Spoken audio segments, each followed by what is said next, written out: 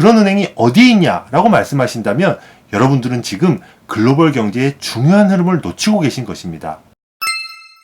안녕하세요. 오늘은 요즘 글로벌 금융시장뿐 아니라 한국 경제에도 큰 영향을 미치고 있는 마이너스 금리에 대해 이야기해 보도록 하겠습니다. 그러려면 먼저 금리가 뭔지 알아야 되겠죠?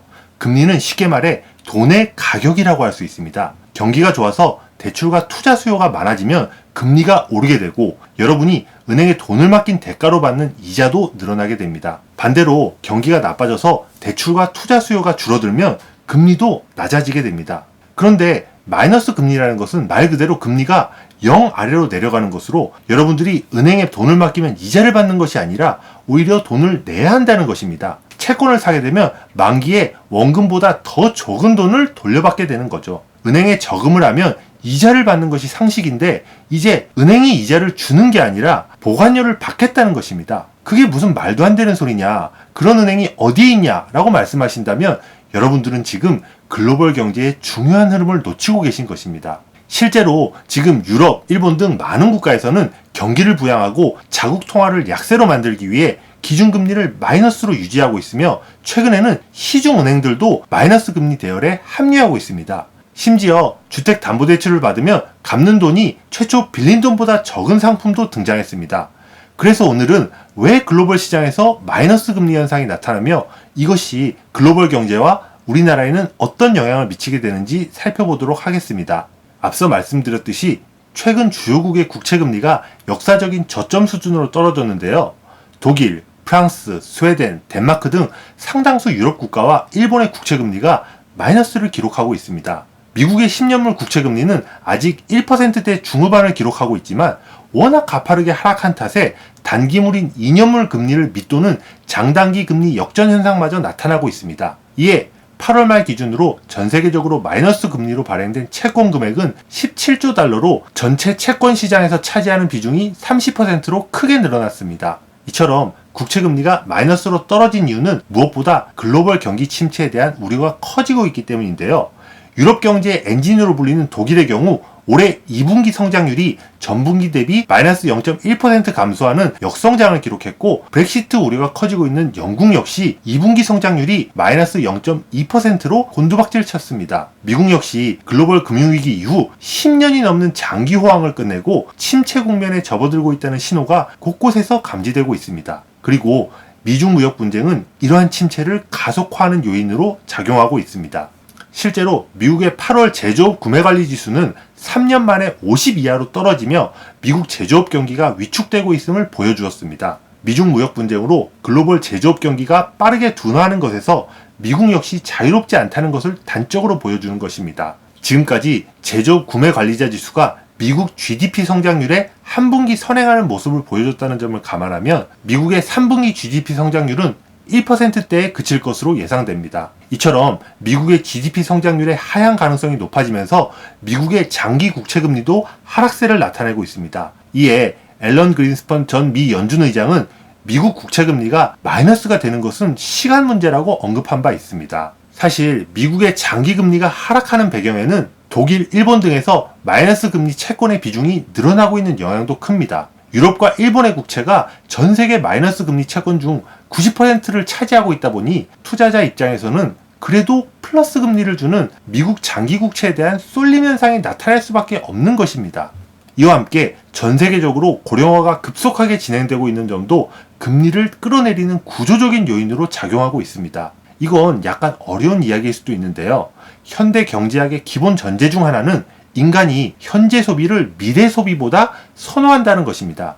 이를 경제학 용어로 양의 시간 선호라고 하는데요. 시간 선호가 양인 사람으로 하여금 미래 소비를 유보, 즉 저축하게 하려면 이에 대한 대가를 지불해야 하고 이것이 플러스 이자를 주는 근거가 되는 것입니다. 그런데 전 세계적으로 고령화가 진행되면서 사람들이 더 이상 현재의 소비보다 은퇴 후를 대비한 저축을 더 중요하게 생각하게 되면 상황이 달라집니다. 다시 말해 시간 선호가 양이 아니라 음이 되면 이러한 사람에게는 굳이 플러스 이자를 줄 필요가 없어지고 현재 소비를 미래로 유보할 수 있기 때문에 마이너스 금리도 수용할 수 있게 되는 것입니다. 하지만 마이너스 금리 추세가 장기화하는 것은 글로벌 경제에 적지 않은 부작용을 초래할 것으로 예상됩니다. 단적인 예로 마이너스 금리가 본격화하면 예대마진 감소와 자산 운용 수익 감소로 은행, 보험사와 같은 금융기관의 수익성이 급격하게 악화할 수밖에 없습니다.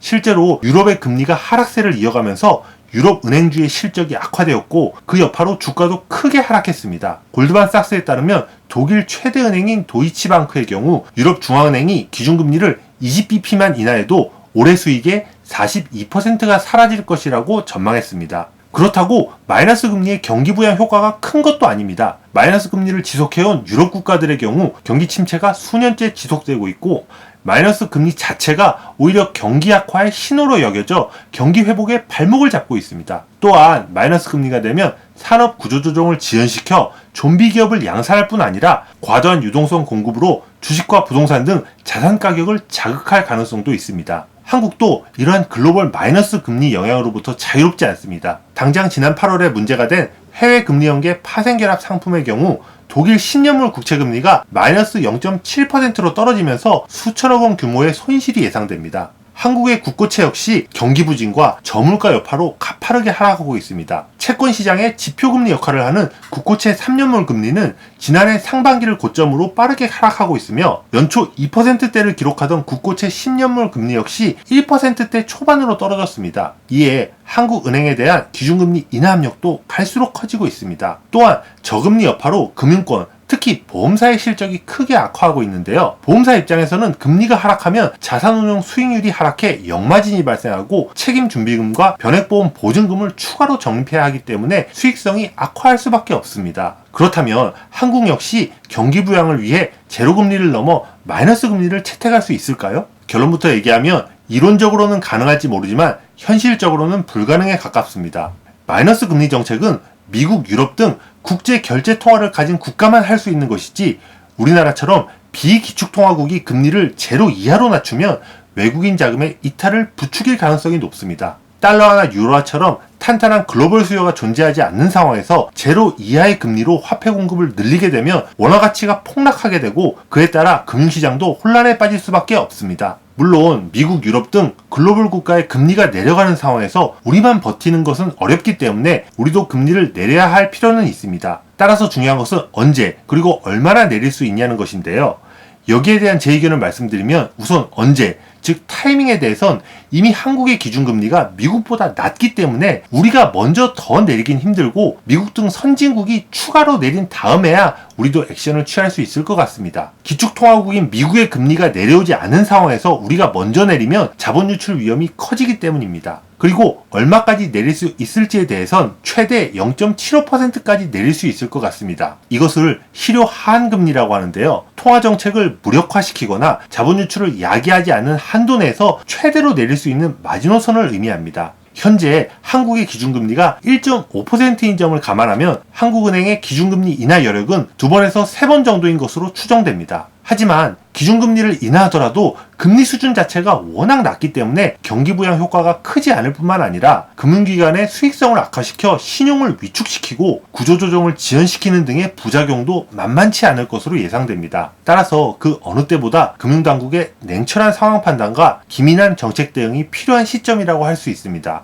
오늘도 제 채널을 시청해 주셔서 감사합니다. 구독과 좋아요 꼭 눌러주세요.